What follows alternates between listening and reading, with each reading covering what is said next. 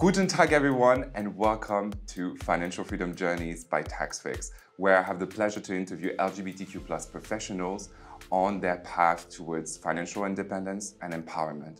And today, I have the biggest pleasure to welcome to TaxFix Lana. You grew up in Lebanon, right?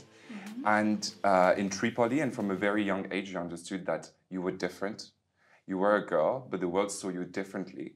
And the reason is that you were born in the body of a boy at the time, and came age 18, you decided that it was time for you to live authentically and independently as a woman.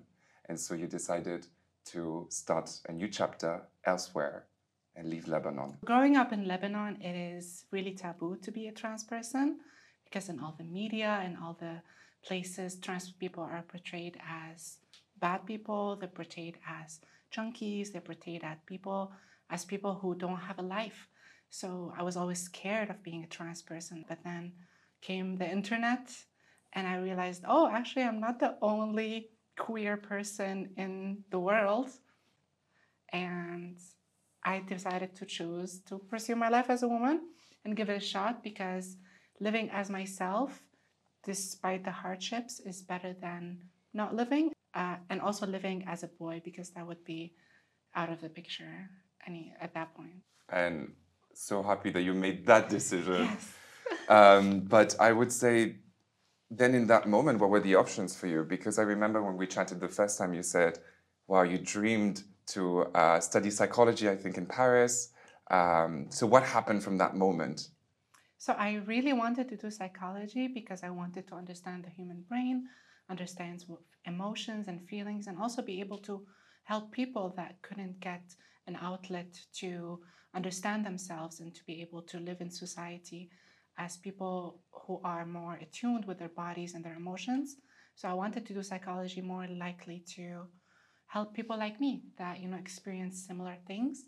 So, and I also wanted to leave Lebanon.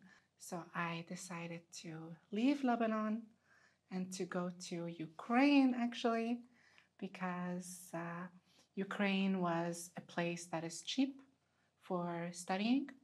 And also, I thought it could be better than Lebanon. And my parents only allowed me to go to Ukraine because I had friends there, and also because they wanted me to do medicine. Yeah. Yeah. And it was a better option, also like more affordable to do it in Ukraine, right? Mm-hmm. And, yeah. It was way cheaper. It was way cheaper, so that was a decision. When you left to Ukraine, what went through your mind? Was it like, I'm going to build a life there, or I just need to get as far as I can for now to survive?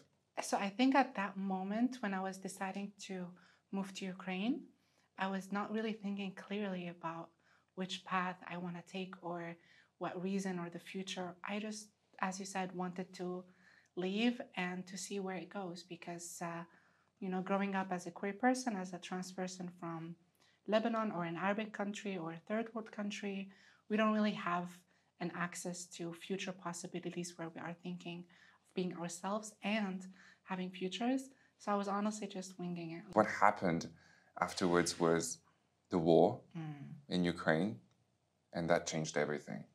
That was crazy. Yeah. That was from a day, I remember 5 days before the war broke out, I was talking to my mom.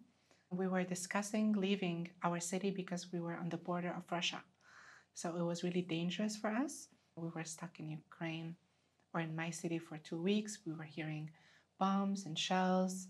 I remember being in my flat and there was a bomb near my house and the window shattered and we were hiding in the bathroom. In your flat? Yes. It was absolutely crazy. Eventually, you arrive in Germany. What happened then, because obviously talking about survival, it carried on for that 1 year waiting for this permanent, for this residency permit. How did you survive financially during that year?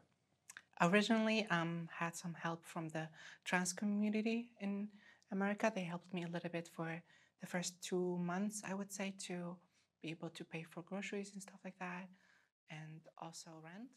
And I ended up meeting a lot of people, a lot of queers, because I never met queer people in my life before in Ukraine or anything. So all the queer exploration happened in Berlin.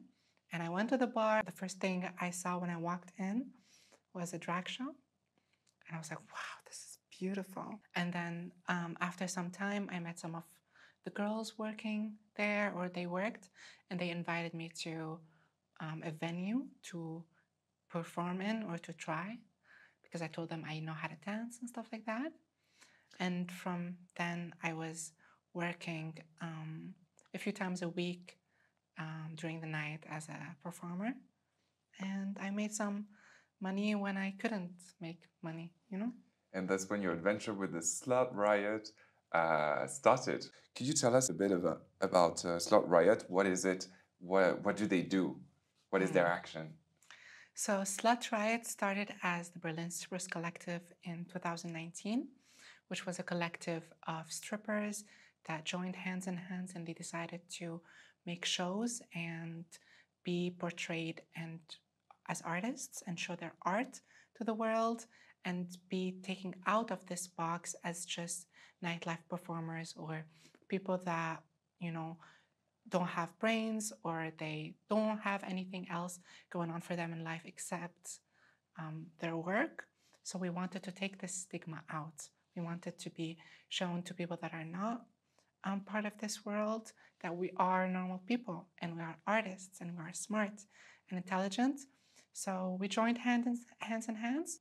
So we became a company because we wanted to expand our horizon, not just from a community of 10 sex workers, but more into a community of all the sex workers that we can help as much as possible, get a platform, and be able to perform and show their art and be seen as people as well.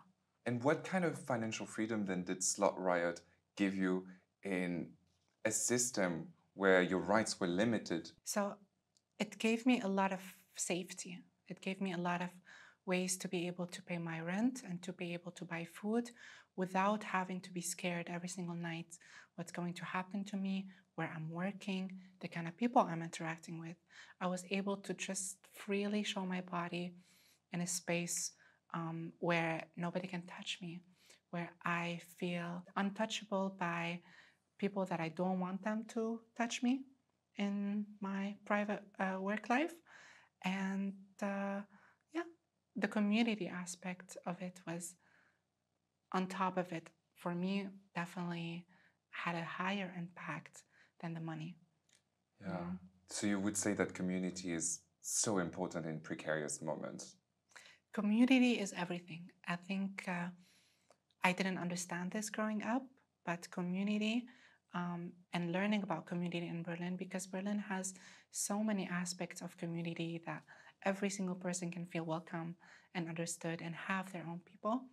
It helped me understand that, oh, I may be going through a problem, but there's other people that are also going through this problem, and they knew how to get through it. Being part of this community helped me love myself a little bit more and make money at the same time. Now you can start, planning a future that is not based on survival, but more on thriving. Yes. Right? Mm-hmm. So can you tell us about what's happening now in your life? So I finished my B2 course in April, and I ended up applying for some Ausbildung in the IT field, and I am beginning an Ausbildung in August because I got accepted. Congratulations. Thank because you. I remember when we spoke the first time, this was still in process. Yes. And now you're finally doing the Ausbildung. Yeah. After that, I had an interview with the big boss in the HR, and they were really impressed by how fast I learned German, because I was only learning German for a year and a half at that moment when I was having the interview, and they were like, a year and a half and you already have the B2 at this level. They were really impressed, and they were like, well, we have to take you. So what is the dream now? Tell me, what is the dream now? The dream. You're gonna laugh at me. No, I never would. The dream is to own a house and start a family and have a husband and live my life, raise children, be a grandmother, be a mom, and just live comfortably, financially comfortably, without having to worry about my status or for me not to be able to work. Just live as a normal citizen, honestly. That's the future hope. And I think with the way my life has been going, I think that's pretty attainable. Yes, I think so too. More than a dream, I think it's a right. And also perform, like perform at the same time and do it as a passion. Yeah. Come on, how many people get to do a job they like, which is, for example, I love IT and working with computers, and also be able to pursue their passions, which also give them money. I think that's really special, no? If you had, after all this chat, to describe your financial freedom journey in one word, what is it? Stressful.